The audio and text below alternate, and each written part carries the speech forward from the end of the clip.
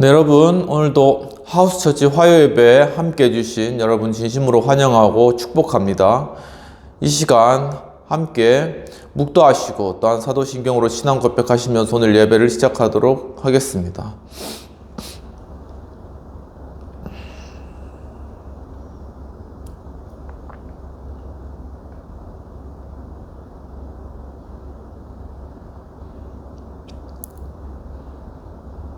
전능하사 천지를 만드신 하나님 아버지를 내가 믿사오며 그 외아들 우리 주 예수 그리스도를 믿사오니 이는 성령으로 잉태하사 동정녀 마리아에게 낳으시고 본디오 빌라도에게 고난을 받으사 십자가에 못 박혀 죽으시고 장사한 지 사흘 만에 죽은 자 가운데서 다시 살아나시며 하늘에 오르사 전능하신 하나님 우편 앉아 계시다가 저로서 산 자와 죽은 자를 심판하러 오시리라. 성령을 믿사오며 거룩한 공예와 성도가 서로 교통하는 것과 죄를 사하여 주시는 것과 몸이 다시 사는 것과 영원히 사는 것을 믿사옵나이다. 아멘. 이 시간 찬송가 542장 구주 예수 의지하며 함께 찬양하시겠습니다.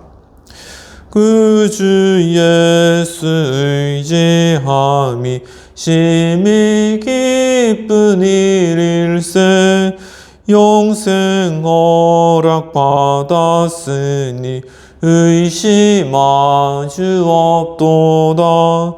예수 믿는 것은 받은 증거 많도다. 예수 귀한 예수 믿음 더욱 주소서. 구주 예수 의지함이 심히 기쁜 일일세 주를 믿는 나의 마음 그의 피에 적시네. 예수 믿는 것은 받은 증거 많도다. 예수 귀한 예수 믿음 더욱 주소서. 구주 예수 의지하여 죄악 벗어버리네. 안위 받고 영생함을 주께 모두 얻었네. 예수 믿는 것은 받은 증거 많도다. 예수 귀한 예수 믿음 더욱 주소서. 구주 예수 의지하여 구원함을 얻었네. 영원 무궁신하도록 주여 함께 하소서. 예수 믿는 것은 받은 증거 많도다. 예수 귀한 예수 믿음 더욱 주소서. 아멘.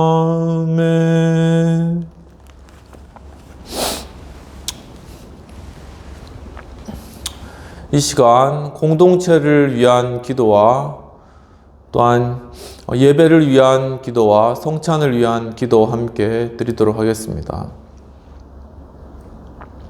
하나님 아버지, 주님 참으로 주님 정말 저희들이 정말 이 추운 겨울날에도 따뜻하게 또 생활하며 또한 부족함이 없이 저희들 보호하시고 인도해 주신 애를 감사합니다. 주님, 하지만 또한 지금 이 순간에도 참 추위로 인하여서 또한 양식으로 인하여서 힘들어하시는 그러한 많은 분들이 아직 있습니다. 주님, 하지만 저희들이 그분들에 대해서 관심을 가지고 또한 그분들을 도우며 정말 이 추운 겨울에 정말 그들을 보호하고 정말 가림막이 되어주지 못하고 무관심하고 무정했던 그러한 저희들 죄악들을 정말 또한 이 공동체와 이 나라의 죄악을 이 시간 자백하오니 주여 용서해 주시고 예수 그리스도의 보혈의 피로써 다 씻어 주시옵소서.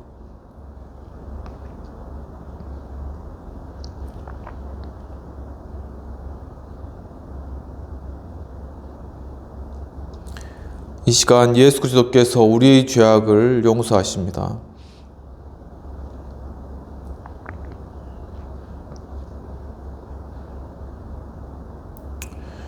주님, 이 시간 또한 참으로 이 예배 가운데 주님의 귀한 이 성찬에 참여할 수 있도록 인도해 주신 은혜를 감사합니다.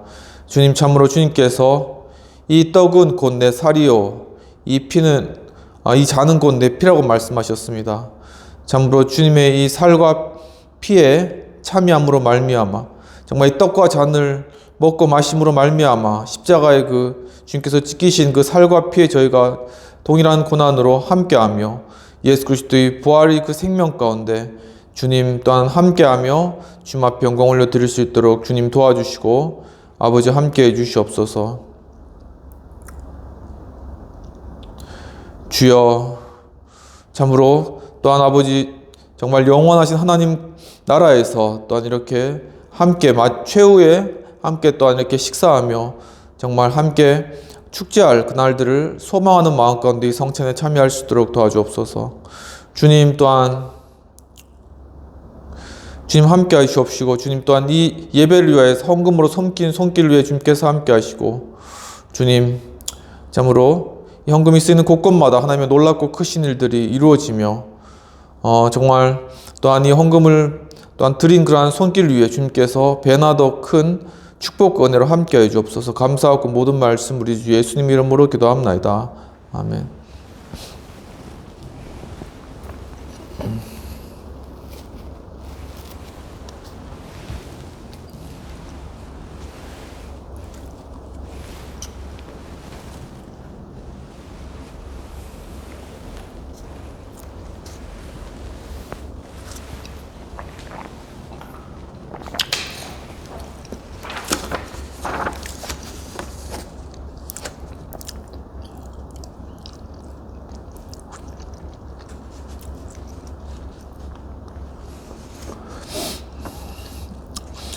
이 시간 오늘 말씀 받도록 하겠습니다. 오늘 말씀은 느헤미야 5장 14에서 19절까지가 되겠습니다.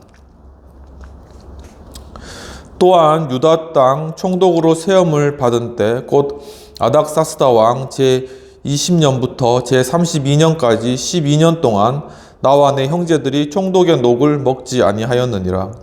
나보다 먼저 있었던 총독들은 백성에게서 양식과 포도주와 또 은 40세겔을 그들에게서 빼앗았고 또한 그들의 종자들도 백성을 압제하였으나 나는 하나님을 경외함으로 이같이 행하지 아니하고 도리어 이 성벽 공사에 힘을 다하여 땅을 사지 아니하였고 내 모든 종자들도 모여서 일을 하였고 또 내 상에는 유다 사람들과 민장들 150명이 있고 그 외에도 우리 주위에 있는 이방 족속들 중에서 우리에게 나온 자들이 있었는데 매일 나를 위하여 소 1마리와 살찐 양 6마리를 준비하며 닭도 많이 준비하고 열흘에 한 번씩은 각종 포도주를 갖추었나니 비록 이같이 하였을지라도 내가 총독의 녹을 요구하지 아니하였음은 이 백성의 부역이 중함이었더라. 내 하나님이여, 내가 이 백성을 위하여 행한 모든 일을 기억하사 내게 은혜를 베푸시옵소서. 오직 예수님, 예수 그리스도의 은혜와 평강이 있을지어다. 성삼위일체 하나님께 감사와 경배와 영광을 올려드립니다. 오늘도 예수님을 전하는 시간입니다. 오늘 본문의 말씀은 느헤미야 5장 14에서 19절까지의 말씀이 되겠습니다. 오늘 말씀의 제목은 느헤미야를 통한 지도자의 3가지 모습이 되겠습니다. 오늘 본문에서는 아닥사스다 왕, 즉 바벨론의 아닥사스다 왕 때 술관원장인 느헤미야가 이 술관원장이라는 것은 아닥사스다 왕에게 이렇게 술을 이렇게 드리는 그러한 위치에 있는 그러한 관원인 것이죠. 그런데 이 술관원장이 중요한 것은 이 술관원장이 왕에게 올라오는 그런 음식이나 술에 혹시 독이 탄 것이 아닌지 미리 맛보는 그러한 역할을 한다는 것입니다. 굉장히 왕의 생명을 보존하는 중요한 위치에 있었다는 것을 알 수 있습니다. 여기서 술 관원장인 느헤미야는 이스라엘 사람이었죠. 그런데 그가 예루살렘 그 성벽이 다 무너지고 또 불탔다는 소식을 전해 듣게 됩니다. 그때 느헤미야가 음식을 먹지 않냐고 금식하고 또한 하나님 앞에 자복하고 정말 자신과 또 자신의 민족들이 범한 죄악들을 주 앞에 회개하고 그 다음에 하나님께서 정말 말씀 가운데 정말 하나님께 회개하고 자복할 때는 다시금 하나님의 백성을 다시 모을 것이라는 하나님의 그 약속을 의지하여서 하나님 앞에 기도를 하게 됩니다. 그리고 왕 앞에 나가서 다시 이렇게 술을 드리는 그러한 직무를 하고 있었는데 그때 왕이 느헤미야의 얼굴에 수심이 있는 것을 발견하였습니다. 그래서 이제 왕이 느헤미야에게 왜 네 얼굴에 수심이 있느냐라고 이야기를 하였을 때 자신의 그러한 민족 이스라엘이 거하는 예루살렘이 다 불탔다 하는 그러한 이야기를 아닥사스다 왕에게 이야기를 하게 됩니다. 그때 아닥사스다 왕이 그러면 네가 가서 그것을 건축하고 시간이 얼마나 걸리겠느냐라고 물어보고 느헤미야를 그 불탄 예루살렘으로 다시금 보내게 되는 것입니다. 느헤미야는 바로 그 불탄 예루살렘 성으로 다시 돌아가서 거기서 이스라엘 사람들을 만나고 난 뒤에 그 밤에 일어나서 그 성벽을 나귀를 타고 한 바퀴 쭉 돌아봅니다. 아무도 모르게 한번 돌아봅니다. 어디가 무너졌고 어디가 이렇게 회파되었는지. 그러고 난 뒤에 이제 아침에 그 방백들을 다 모아서 우리가 이 예루살렘 성전을 다시 회복하고 건축해야 된다라고 그렇게 독려를 하였습니다. 그러한 독려를 듣고 산발랏이 그것을 그런 독려를 듣고 이제 이스라엘 백성들이 다 이 성전 건축을 시작하는데 그런데 이제 산발랏이라는 사람이 있었습니다. 이 사람은 이방 민족인 거죠. 그 주변에 살던 그 산발랏이 그 이야기를 듣고 비웃었습니다. 도대체 이 이스라엘 사람들이 무엇을 하려고 하느냐라면서 비웃고 그들이 결코 성공하지 못할 것이라고 그렇게 이야기를 하였더라는 것이죠. 그런데 그 성전이 생각 외로 잘 진척이 되는 겁니다. 그래서 정말 무너진 성벽을 다시 세우고 또한 끊어졌던 것을 다시 연결하고 그래서 그 성전 높이가 한 절반 정도 그렇게 이제 이루어지고 있는 상황이었습니다. 그렇게 되니까는 이 비웃었던 산발랏이 이제는 그냥 놔둬서는 저 예루살렘 성벽이 온전히 다 건축이 될 것 같거든요. 그러니까 산발랏이 안 되겠다, 우리가 저 성벽을 이제 공격해야 되겠다라고 이렇게 마음을 먹고 준비를 하는 것이죠. 그런 시도들을 이 느헤미야가 알고 성벽을 건축하던 그러한 이스라엘 사람들을 다 무장시킵니다. 다 무장시켜가지고 한쪽에는 무기를 들고 또 한쪽에는 이제 한 손으로는 무기를 들고 한 손으로는 벽돌을 쌓으면서 그렇게 계속적으로 이 건축을 진행한 그러한 일들이 계속 진행을 해나가게 되는 것입니다. 마침 그때 또한 그 이스라엘 백성 중에서 또한 문제가 발생했습니다. 어떤 문제냐면은 그 이스라엘 백성 중에 또 가난한 그러한 백성들이 있었는데 이제 먹을 것이 없으니까는 자신의 것들을 다 팔고 그 다음에 정말 자신과 자신의 자식까지 식구들까지 다 종으로 같은 이스라엘 사람에게 파는 그런 문제가 발생했던 것입니다. 이러한 문제로 인하여서 불평과 불만과 또한 분열이 일어나자 느헤미야는 바로 방백들과 또한 사람들을 다 모아서 우리가 우리 형제들에게 이렇게 하는 것이 마땅치 않다 하고 형제들에게 이자를 받지 않기로 그렇게 또한 결정하도록 그렇게 이끄는 그런 모습을 보여주게 됩니다. 그러면서 느헤미야는 바로 이 예루살렘에 12년 동안 총독으로 바로 성전 건축을 맡으면서 거기서 있었지만 총독의 넋을 막 먹지 않았다라고 이야기를 하고 있습니다. 즉 이 총독, 그러니까 바벨론이란 어떤 통치하는 나라가 파견한 그러한 총독으로서 느헤미야가 갔는데 그 총독은 그 지방에 있는 사람들에게서 먹을 것을 이렇게 탈취할 수 있는, 먹을 것을 일부 이렇게 받을 수 있는 그런 권리가 있었습니다. 하지만은 이 느헤미야는 그 녹을 먹지 않았다라는 것입니다. 이전 총독들과는 달리 이전 총독들은 다 그 양식을 뺏어 먹었는데 느헤미야는 바로 그 녹을 먹지 않고 도리어 성벽 공사에 자신의 힘을 다하였다라고 이야기를 하고 있는 것입니다. 그뿐만 아니라 느헤미야는 여러 민장들과 또한 노역으로 또한 고생하는 그런 사람들을 섬기기 위해서 소나 양이나 닭으로 그들을 매주 아니면 매월 어떤 잔치를 벌이고 그들을 먹이는 그런 일들까지 하였습니다. 바로 이러한 일들까지 자신이 사비를 들어서 이러한 것들을 하였지만 결국 느헤미야는 총독의 녹은 받지 않고 그 지역에 있는 사람들로부터 받아야 될 그러한 어떤 월급이나 아니면 받아야 될 건 자신의 분깃은 받지 않았는데 그 이유에 대해서 바로 백성의 그러한 부역이 중하기 때문이다. 즉 백성이 지금 하고 있는 일들이 매우 무거운 그러한 일이었기 때문에 그들에게 바로 그러한 양식을 또한 받는 그러한 것이 합당치 못하기 때문에 총독의 녹을 받지 않았다라고 설명을 하고 있는 그러한 내용이 되겠습니다. 이러한 배경을 가지고 느헤미야를 통한 지도자의 세 가지 모습에 대해서 오늘 살펴보도록 하겠습니다.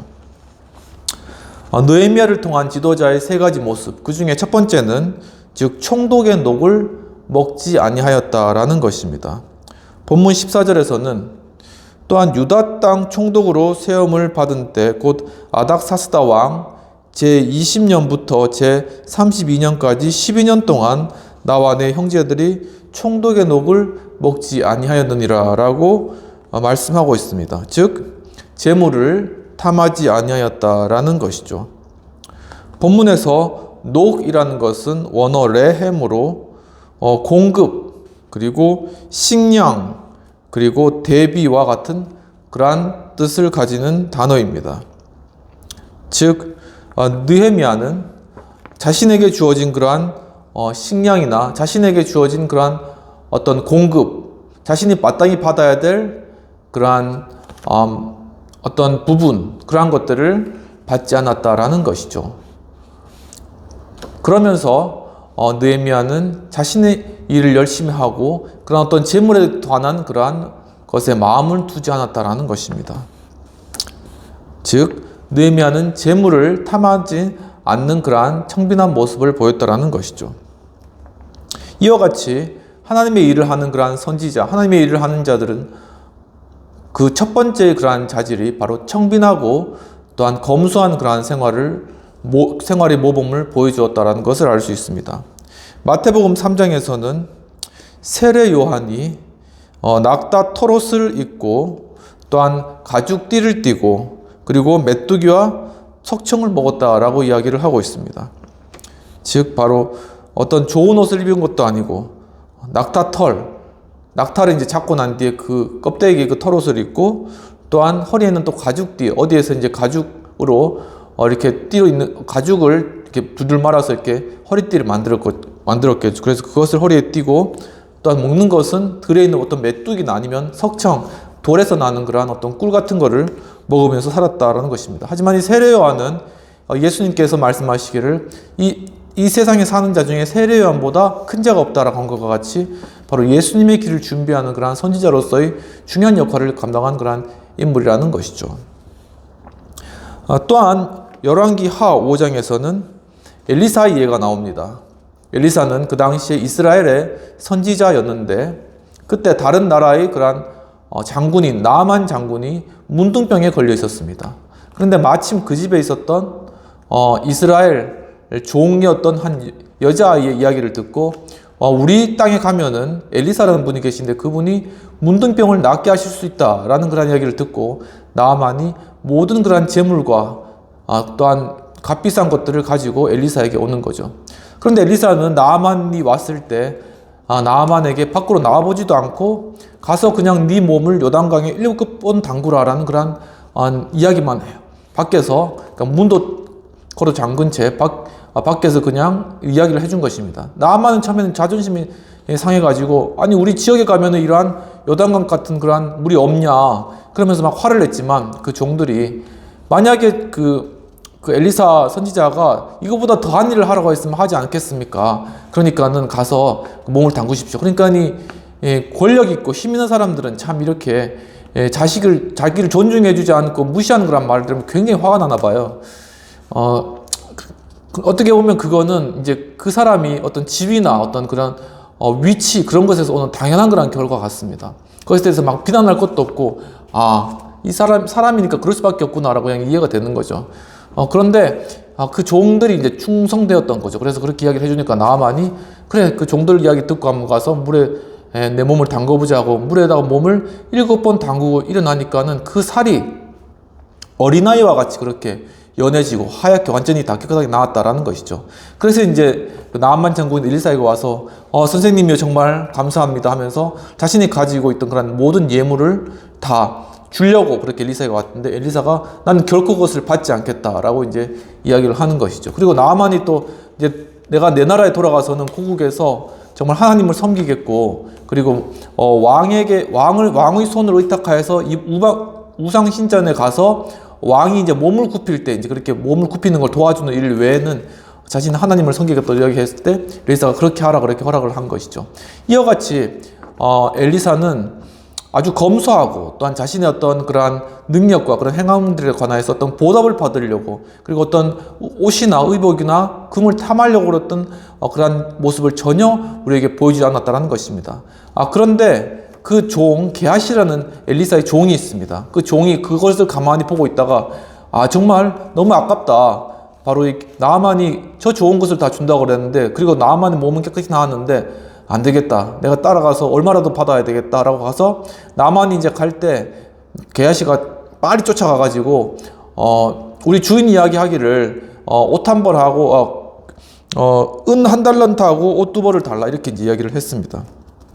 그러니까는 나만은 자신의 문병이 다 나왔는데 그거 못 줄 게 없잖아요. 그래서 은 2달란트 하고 옷을 게하시에게 기꺼이 내어주는 것이죠. 그래서 게하시는 그걸 가지고 이제 종들하고 가까이 오다가 다시 엘리사 집으로 오다가 그 같이 갔던 종들은 다 보내고 자기는 그 옷을 다 숨겨가지고 자기 집 밑에다가 다 숨겨 놓았다는 것입니다. 이와 같이 게하시는 바로 물질에 대한 탐심이 있었다는 것이죠. 그리고 게하시가 이제 엘리사에게 들어오니까는 엘리사가 게하시에게 네가 어디 갔다 왔느냐? 저는 아무데도 안 갔다 왔는데요. 하니까는 엘리사가 네가 나아만이 나귀에서 내려올 때 그때 내 마음이 너와 함께 있었다고 이야기하면서 이미 다 알고 있었다는 거죠. 그러면서 그 나아만이 치유받았던 그 문둥병이 너에게 바랄 것이다 해서 게하시는 완전히 문둥병자로 되는 그러한 일들을 겪게 되는 것입니다.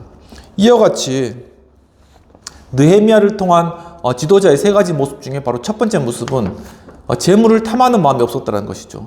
재물이나 물질을 전혀 탐하지 않았다라는 것입니다. 바로 이러한 청빈한 그러한 리더, 그러한 인도자, 지도자가 어떤 분이 있는가라고 생각해 봤는데 우리 찾다 보니까는 우루과이 전 대통령 2010년부터 2015년까지 우루과이를 통치하셨던 전 대통령인 호세 알베르토 무시타 코르다노라는 그런 대통령이 계시더라고요. 그런데 이분은 세상에서 가장 가난한 대통령으로 불려졌다고 합니다. 중앙일보 2020년 10월 24일 기사를 잠깐 인용하면 그 제목이 가장 가난한 대통령의 가장 화려한 은퇴라는 그런 제목으로 기사를 썼습니다. 그 기사에 보면은 이 호세 알베르토 무이타 코르다노 우루과이 대통령은 보통 다닐 때 노타이, 이 타이가 없었다고 하면 타이도 이제 안 매고 또 낡은 청바지, 오래된 그런 청바지를 입고 또한 신발도 싸구려 운동화를 그렇게 신고 다니고 머리결도 헝클어진 그런 머리결로 다녔다고 합니다. 바로 이러한 무이카 대통령의 그러한 패션이 바로 무이카의 시그니처 패션이라고 또 선풍적인 인기를 끌었다고 한 이야기가 있습니다. 그는 취임 당시 가지고 있었던 재산, 현금이 1,800달러, 즉 195만 원 가지고 있었다고 합니다. 그리고 또한 그가 가지고 있는 차는 87년형 폭스바겐, 아주 오래된 차죠. 그걸 가지고 또한 그가 대통령으로 있을 때도 허름한 농가에서 그리고 농기구가 한 몇 개 정도밖에 없는 허름한 농가에서 지내면서 출퇴근했다고 합니다. 참 놀라운 일이죠. 그리고 또한 그 가족도 아주 단촐한데 그 아내가 부통령을 했던 그러한 사람이었다고 합니다. 그리고 다리가 하나 없는 반려견, 이렇게 이제 두 가족이고 이제 반려견 합치면 세 가족이죠. 세 가족이 그 허름한 농가에서 이제 지냈다고 합니다.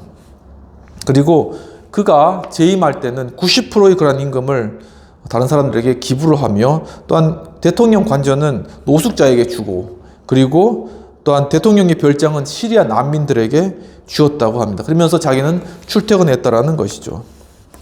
그러면서 또한 집안일은 할 때 농가니까는 수도도 잘 나오지 않아가지고 우물에서 물을 길어가지고 또한 빨래를 직접 하고, 또 자기 프로필에다 뭐라고 썼냐면은 자기는 농부이다 이렇게 프로필을 썼다고 합니다. 정말 이런 대통령이 있을까요? 정말 대단한 대통령 같습니다. 그는 그 어떤 대통령에 대한 배경을 보면은 우루과이 어떤 독재 정권 때 도시 게릴라 운동을 하였던 그런 인물입니다. 그래서 이 도시에서 게릴라 운동을 펼쳤던 거죠. 그래서 사람들이 그를 로빈 후드라는 그런 별명을 주었다고 합니다. 그런데 이제 게릴라 운동하는 가운데 민간인들이 죽고 하는 그런 상황들이 많이 발생했고, 그것으로 인하여서 좀 잘못을 한 것이죠. 그래서 이제 그 자신의 그런 삶에 대해서 그 자신의 그런 그런 게릴라 활동에 관해 가지고 잘 이야기를 하지도 않는다고 합니다. 그런데 바로 이런 일들로 인해서 또 이제 감옥에 갇히셔서 14년 동안 또 수감을 하시고, 그 다음에 14년 지난 후에 나와서는 정치를 하신 거죠. 그래서 농축산수산부 장관을 하시고 대통령을 하신 이런 분이십니다. 정말 딱 맞네요. 정말 이 농부로 이렇게 살아간 분이 농축산 장관을 하시고 또 대통령까지 이렇게 되시고, 정말 대통령이 있을 때도 이렇게 허름하게 아주 검소하게 살아가는 그런 모습이 참 보기 인상적인 것 같습니다. 이와 같이 느헤미야를 통한 지도자의 세 가지 모습 중에 첫 번째는 바로 재물을 탐하지 않는 그러한 검소하고 청결한 그러한 모습을 나타내셨다라는 것입니다. 느헤미야를 통한 지도자의 세 가지 모습 중에 두 번째는 성벽 공사를 힘을 다해서 하였다라는 것입니다. 본문 16절에서는 도리어 이 성벽 공사에 힘을 다하여 땅을 사지 아니하고 내 모든 종제들도 모여서 일을 하였고 라고 이야기를 하고 있습니다. 즉 맡은 일을 최선을 다해 열심히 하였다라는 것이죠. 본문에서 다하다라는 것은 또한 계속하다라는 그런 의미인데, 원어 헤헤 카크티로 쉬지 않다, 그리고 지속하다, 있다라는 그런 뜻을 가지고 있습니다. 즉 느헤미야가 쉬지 않고 바로 이 성벽 건축의 일을 끝까지 지속하면서 해냈다라는 것이죠. 바로 이러한 느헤미야를 통한 세 가지 지도자 모습 중에 바로 두 번째는 바로 끝까지 자신이 맡은 일에 힘써서 일을 했다라는 그러한 것입니다. 바로 이러한 느헤미야의 열심, 바로 그것은 바로 하나님께서 우리에게 보이신 그러한 열심을 또한 느헤미야가 보고 배우며, 또한 하나님의 열심이 그 느헤미야의 심령 속에 심긴 것입니다.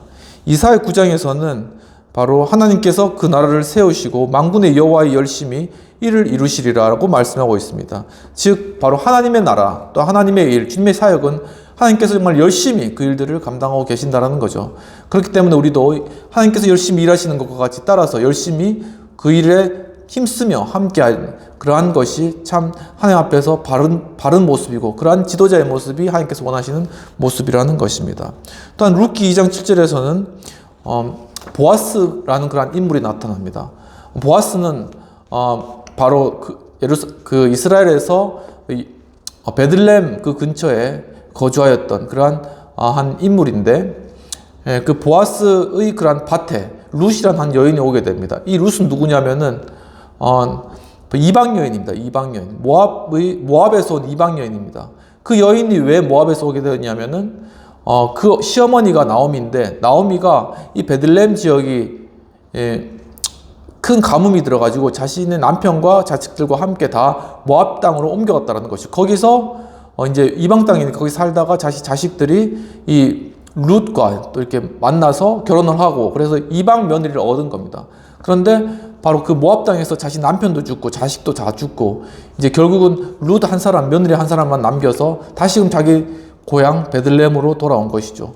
그래서 이제 나오미가 베들레헴으로 돌아왔는데 뭐 먹을 것도 없고 아무것도 없잖아요. 근데 그 며느리 룻이 나가서 보아스, 그 지역에 있는 어떤 유지와 같은 그런 인물인데, 보아스의 밭에 가서 바로 아침부터 와서 잠시 집에서 쉬는 이후에는 계속 지속적으로 일하면서 이삭을 주어서 양식을 마련했다는 것입니다. 이와 같이 정말 무슨 일이든지 끝까지 그리고 최선을 다해 열심을 다해 일하는 그러한 모습을 하나님께서는 귀히 보신다는 것입니다. 바로 그러한 모습이 보아스의 눈에도 보여서 결국은 이 보아스와 룻이 결혼을 하고 바로 그 자손을 통하여서 다윗 왕이 낳게 되는 그러한 놀라운 그러한 축복의 그러한 계복 가운데 들어간 것입니다. 바로 이와 같이 부지런함, 열심, 이것은 바로 모든 축복을 가져오는 바로 근원이 된다는 것을 알 수 있는 것이죠. 로마서 12장에서는 바로 로마 교회에게 바울이 너희는 부지런하여 게으르지 말고 열심을 품고 주를 섬기라고 이야기를 하고 있습니다. 즉 이 말은 바로 바울이 이 로마 교회에 대해서 그 모든 그러한 칭의를 통한 믿음을 통한 구원과 또한 정말 행위로는 구원받을 수 없고 믿음으로만 구원받으며 또한 로마에 있는 그러한 성도들에게 바로 이러한 중요한 교리를 가르치고 난 후에 최종적으로 그가 열심을 품고 주를 섬기라는 그러한 지침을 로마 교회에게 주는 것이죠. 그러니까 우리가 그리스도를 믿고 하나님의 자녀가 되었을 때 우리가 마땅히 가져야 될 태도는 열심히 우리가 맡겨주신 그런 사역, 전도를 하거나 안 그러면 맡겨주신 어떤 일을 하거나 최대한을 다해서 우리가 열심히 일을 해야 된다는 것입니다. 최근에 제가 이제 필러 신학교에서 수업을 듣는 중에 일의 신학이라는 그러한 일터 신학이라는 그러한 공부를 하였습니다. 그런데 최근에 이러한 일터 사역에 대한 관심이 많이 증가했다고 이야기를 많이 증가한 그러한 추세가 나타난다는 것이 수업의 중요한 내용이었는데 그때 이제 필러 신학교 김선일 교수님 그러한 강의에서 바로 이 현대 사회에서는 포스트 크리스텐덤이 일어난다고 합니다. 이 크리스텐덤이라는 것은 크라이스트 플러스 킹덤이 합쳐진 것입니다. 즉 하나님의 왕국, 하나님의 나라입니다. 그런데 포스트 크리스텐덤은 바로 이 하나님의 왕국, 하나님의 나라가 이미 지나가 버린 그러한 세대가 되었다는 것이죠. 즉 바로 하나님의 통치, 하나님의 법률이 또한 시행되었던 그 시대로부터 이제는 벗어나서 더 이상은 바로 하나님의 말씀이나 규칙들이 우리 공공적인 생활의 영역에 있어서 영향을 미칠 수 없는 바로 그러한 상황이 되어버렸다라고 이야기를 하고 있는 것입니다. 이것을 바로 복음의 사사화의 경향이라고 이야기를 합니다. 바로 이것과 관련다해서 스탠리 하워워스라는 신학자가 계십니다. 이분은 20세기 최고의 신학자이신데 이분께서 바로 이러한 포스트 크리스텐덤의 그러한 징조로서 어떤 징조가 나타나냐면은 1950년에 사우스 캐롤라이나에서 주일날 영화관에서 개봉을 한 일이 일어났다고 합니다. 즉 이 미국은 기독교 그런 국가잖아요. 그래서 기독교 국가 예전엔 청교도 정신이 컸을 때는 그 주일날 아무 일도 안 하고 오직 교회에 가서 예배드리는 그러한 것만을 권장했습니다. 그러면 그렇기 때문에 주일날 학교를 열거나 아니면은 어떤 상점을 하거나 아니면은 영화관을 연다는 건 꿈에도 생각 못한 것이죠. 그런데 1950년대 와서 바로 그러한 일들이 나타났다는 것입니다. 즉 바로 1950년을 지나오면서 과거에 있었던 어떤 기독교적인 어떤 규율과 규범들이 더 이상은 이 공공적인 또 이 사회에서 미치지 못하는 그런 상태가 되었다는 걸 상징적으로 보여주기 위해서 바로 이러한 이야기를 하신 것이죠. 이와 같이 기독교의 신앙이 이제 더 이상은 공적인 영역에서 규범과 지침을 제공할 수 없는 바로 그러한 상태가 되었다는 것입니다. 바로 이러한 상태 가운데서 우리에게 필요한 것이 바로 일의 신학이라고 이야기를 하고 있습니다.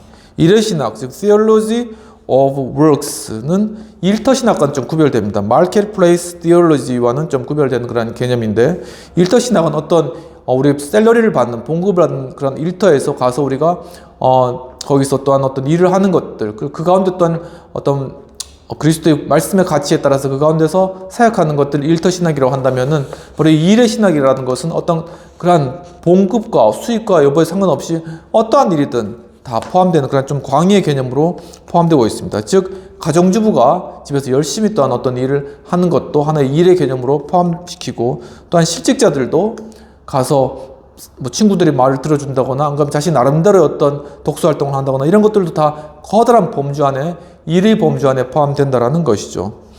그래서 바로 이 work라는 개념을 굉장히 넓게 그렇게 해석을 하고 있습니다.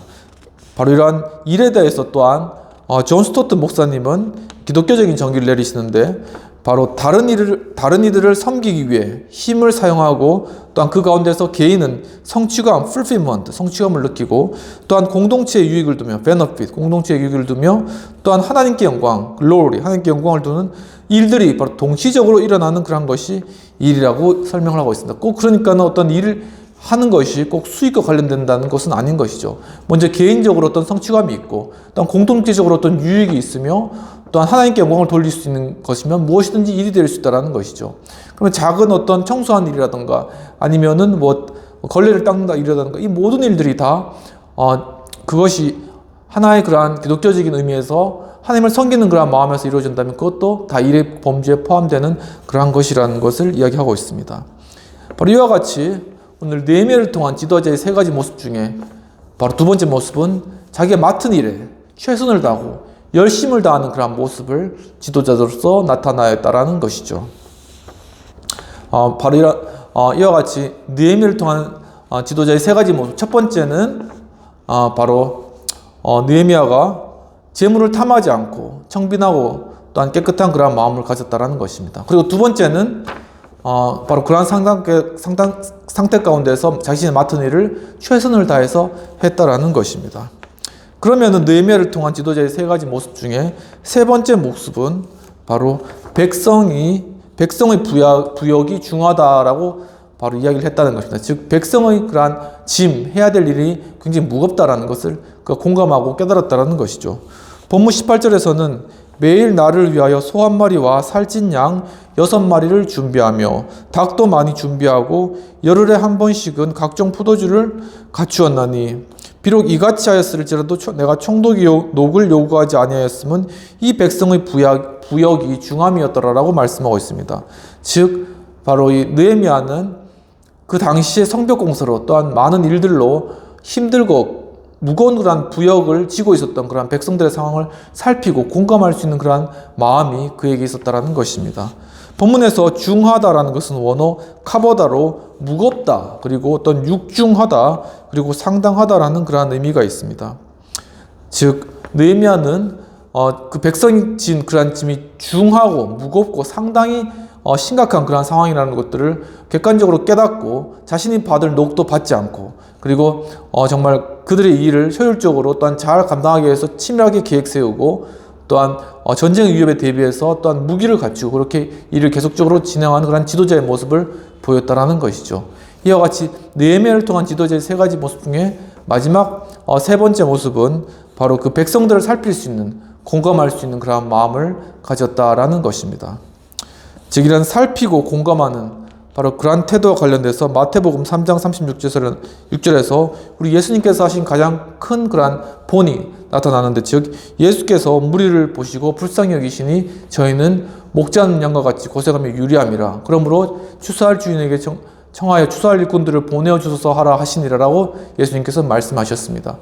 즉 바로 예수님께서는 정말 이 땅에 사는 사람들이 그러한 상태가 얼마나 또한 힘들고 어려운 그러한 상태인지, 그리고 유리하고 방황하는 그러한 어려운 상황에 있는지를 직접 눈으로 보시고 그런 것들을 마음껏 공감하시며, 그러므로 이 땅에 일꾼이 필요하고 바로 주님의 뜻과 사랑을 실천할 그러한 사람들이 필요하다는 것을 깨닫고 아셨다라는 것이죠. 그래서 그것을 위해서 하나님께 일꾼들을 보내주소서라고 기도하라고 명령하고 계신 것입니다.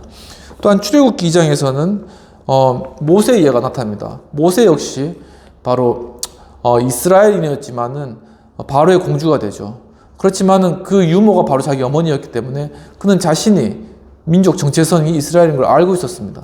그런데 나가서 보니까 바로 자기는 왕의 입장에 있고 편하게 있지만은 이스라엘 백성은 고역이 매우 중하고 정말 너무 힘들게 그렇게 생활을 하고 있었던 것이죠. 그래서 모세가 자신의 형제들에게 나가서 또한 고되게 노동하는 것을 보더니라고 성경에 기술되고 있습니다. 즉 바로 모세는 고되게 또 힘들게 거기서 노역하고 있는 자들에 대해서 눈을 돌리지 않고 도리어 자신의 형제들에 대해서 바라보고 그 어려움을 직감하고 그 어려움을 함께 공감했다라는 사실입니다.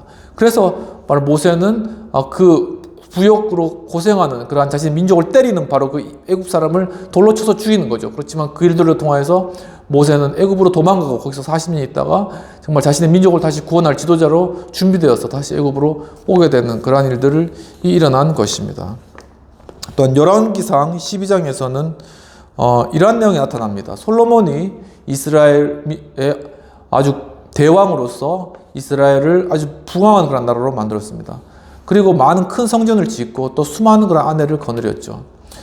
그러면서 또한 결국은 마지막에는 우상에게 경배하는 데까지 이르렀습니다. 그래서 하나님께서는 바로 이 솔로몬의 이 나라를 두 개로 찢겠다라고 결정을 하시는데 솔로몬의 아들 르호보암 때 이러한 일이 나타난 것입니다. 르호보암이 이제 왕이 되고 난 후에 사람들이 르호보암에게 찾아왔습니다.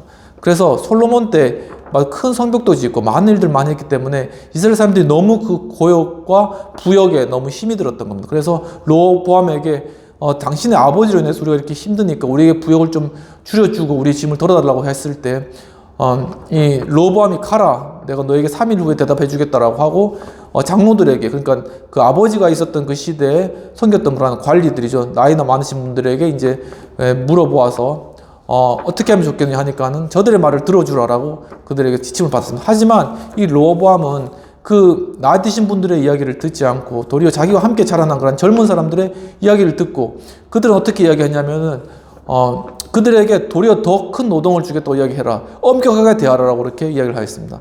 그래서 솔로몬이 자신과 함께 자라났던 젊은 자들의 그 조언을 듣고 온 사람들에게 바로 내 아버지 솔로몬이 그런 허리가 내 허리보다 내 손가락이 더 굵다라고 하면서 자기가 더 엄격하고 또 강하게 다룰 것에 대해서 이제 이야기를 한 것이죠. 그러니까 이 이스라엘 민족들이 아버지 때 솔로몬 때 견뎠던 그런 부역과 중함이 엄청 컸었는데 이 르호보암까지 그렇게 이야기하니까 도저히 견딜 수가 없었던 겁니다. 그래서 더 이상 우리 다윗의 그런 자손 이들에게 대해서는 분깃이 없다, 우리가 이 왕을 떠나가자 해서 거기서 갈라지는 현상이 나타나는 거죠. 그래서 결국은 유다만이 남고 나머지는 다 갈라져서 여로보암이라는 그런 다른 왕 아래로 다 들어가게 되는 거죠. 그래서 이 이스라엘이 두 나라로 갈라진 현상이 벌어진 것입니다. 이와 같이 우리 정말 지도지 않는, 정말 이 땅 가운데 힘들게 노역하고 좀 고생하는 그 분들의 그러한 노역과 또한 힘든 것들을 알아줄 수 있는 그런 공감하는 마음을 가지는 것이 바로 지도자의 중요한 사실이라는 것을 우리 본문의 말씀을 통해서 알 수 있는 것입니다. 우리 리더십 중에 최근에 너무 부각되고 있는 리더십 중에 하나가 공감의 리더십이라는 리더십이 있습니다. 즉 compassionate leadership이라고 하는데, 즉 DBR 동아 비즈니스 리뷰에서 나온 그러한 인터뷰한 그런 내용들을 잠깐 소개해 드리려고 합니다. 이 인터뷰는 폰텐셜 프로젝트라는 뉴욕에 있는 한 회사의 CEO인 라스무스 후가드라는 분을 인터뷰한 그러한 내용이 되겠습니다. 이 폰텐셜 프로젝트는 15,000명의 이 폰텐셜 프로젝트라는 이 회사에서 15,000명의 그런 리더에 관하여서 조사를 했습니다. 데이터 분석을 이제 시켰습니다. 그러면서 리더십에서 중요한 것이 무엇일까라고 이제 그 분석을 했는데 15,000명 굉장히 큰 숫자잖아요. 거기서 나오는 것이 뭐냐면 공감과 또한 지혜를 겸비한 그런 리더가 필요하다라고 그렇게 결론이 나왔습니다. 그러면서 이 공감과 지혜를 겸비한 그런 리더의 아래에 있는 그런 구성원들의 직무 만족도가 86%나 증가하였고, 또한 그들의 성과는 20%나 증가하였으며, 또한 번아웃되는 현상, 그러니까 우리가 많은 일이 있을 때 완전히 이제 퍼져버리잖아요. 그럼 더 이상 일을 하지 못하는, 의욕도 다 잃어버리는 그런 번아웃되는 증상이 64%나 개선되는 그런 효과가 나타났다고 합니다. 그러면서 이 포텐셜 프로젝트의 CEO 라스무드 후가드는 지금 우리 구성원들이, 즉 조직의 구성원들이 고통받는 이 코로나 이 시대에는 무엇보다도 이 리더에게 공감하는 자질이 필요하다라고 이야기를 하고 계십니다. 무엇보다도 정말 공감하고 우리 함께 있는 구성원들을 도와줄 수 있는 그러한 리더, 공감의 능력을 가진 그런 리더가 필요하다고 이야기하는데, 거기서 주의할 점은 뭐냐면은 이 공감이라는 것은 동정과도 다릅니다. 그러니까 다른 사람을 동정하는 것도 다르고, 또한 동조라고 다른 사람의 어떤 의견에 동조해주는 어떤 그러한 것들과도 차이가 난다고 합니다. 그리고 또 이 감정이입, 다른 사람의 감정에 들어가서 감정이입을 하는 것과도 다르다고 이야기를 합니다. 즉, 바로 이 공감한 것은 무엇이냐면은, 과연 정말 이렇게 힘든 상황에 있는 사람들에게 내가 어떤 것을 도와줄 수 있을까? 어떤 변화를 일으킬 수 있을까? 이런 마음을 가진 상태에서 그 사람을 대해주는 바로 그것이 공감이라고 라스무스 후가드는 설명하고 있는 것입니다. 바로 그러한 공감 가운데 바로 지혜로운 공감을 이루어야 된다라고 이야기를 하고 있습니다. 즉 바로 이런 공감을 해주되 구체적으로 문제를 해결할 수 있는 이러한 지혜로운 공감이 바로 이 포스트 코로나 시대에 우리 리더들에게 필요하다는 것이죠. 바로 이러한 지혜로운 공감을 이루기 위한 그러한 5가지의 그러한 비결이라면 비결이고 그런 방법이 있는데 소개해드리겠습니다. 첫 번째는 한 발짝 물러서라는 것입니다. 그 사람의 감정에 빠져서 자기도 같이 그 감정에 동조되어 버리면은 과연 문제가 무엇인지 파악할 수 있는 능력이 없다는 것입니다. 그렇기 때문에 일단은 그 사람과 한 발짝 물러나라는 것입니다. 이것이 그 사람의 어떤 일에서 그 사람 존재에서 물러나가는 것이 아니라 그 사람이 지금 가지고 있는 그러한 문제점, 그것으로부터 한 발짝 물러나라고 이야기를 하고 있는 것입니다. 두 번째로는 바로 필요를 물어보는 것입니다. 한 발짝 물러나서 그 사람 이야기를 듣고 어떠한 필요가 있습니까? 어떠한 것을 도와드려야 되겠습니까? 이렇게 물어보라는 것이죠.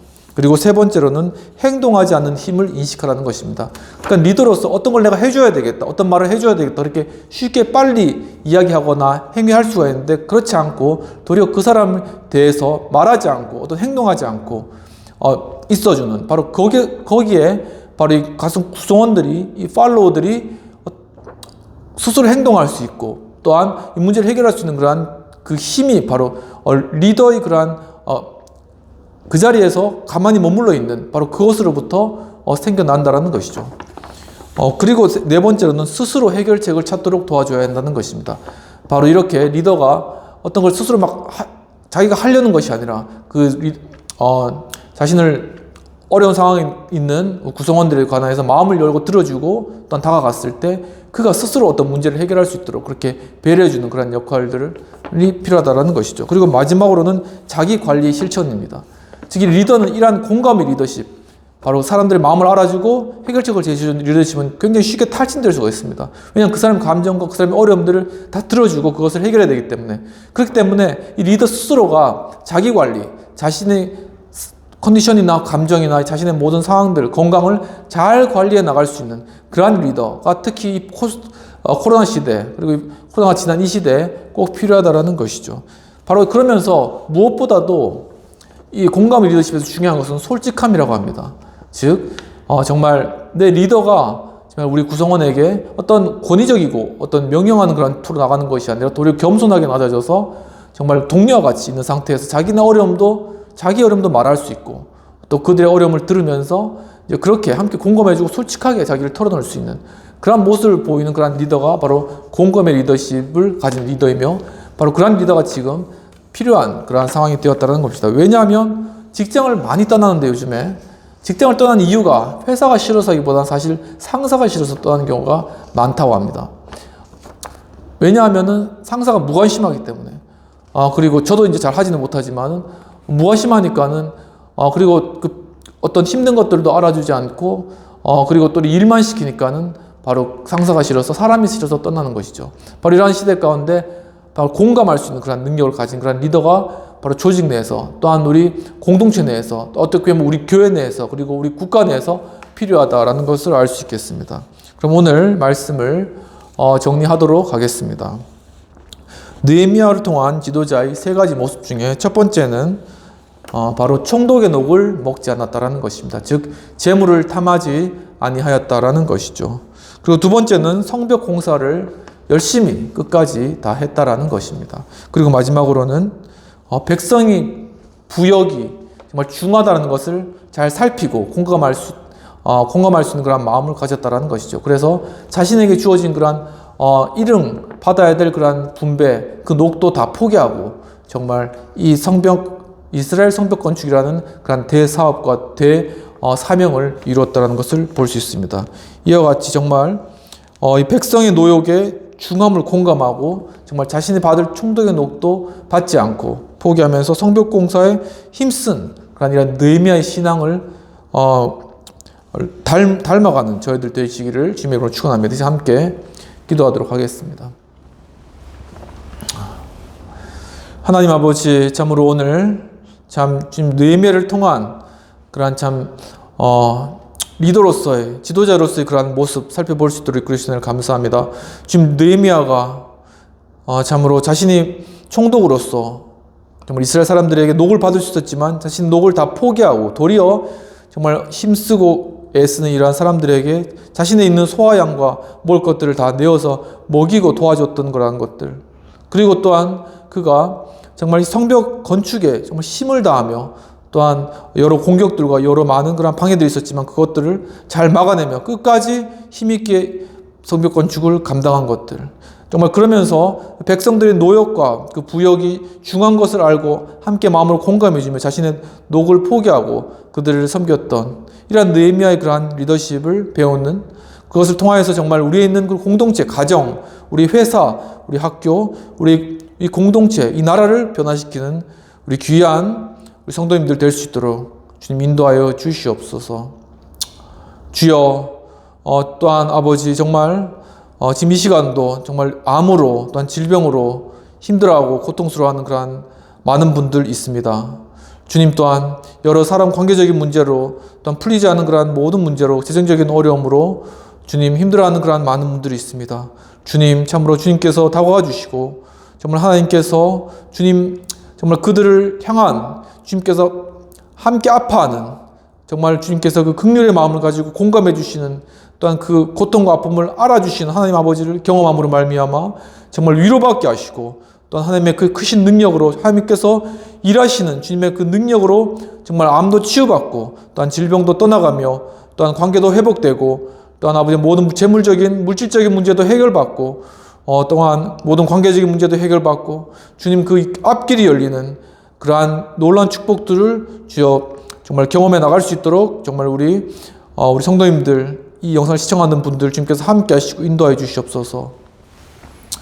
이 시간 참으로 예수 그리스도의 은혜와 하나님의 놀라우신 사랑과 성령님의 감화 감동 역사하심이 정말 느헤미야와 같이 정말 재물을 탐하지 않고 정말 오직 우리에게 맡겨주신 일들에 정말 충성을 다하며 또한 사람들의 아픔과 고통을 돌아보고 긍휼히 여기고 공감하는 마음을 가지고 정말 공동체를 아우르기를 원하는 정말 주님 이 땅 가운데 정말 주님의 그 씨앗이 되기를 원하는 정말 이 땅 가운데 참된 리더가 되기를 원하는 우리 행복한 교회 그리고 하우스처치 그리고 여의도 신의회 그리고 이 영상을 모든 시청하시는 우리 성도님들, 회원님들 또한 모든 시청자분들에게 지금부터 정말 영원까지 함께 하실지어다. 아멘.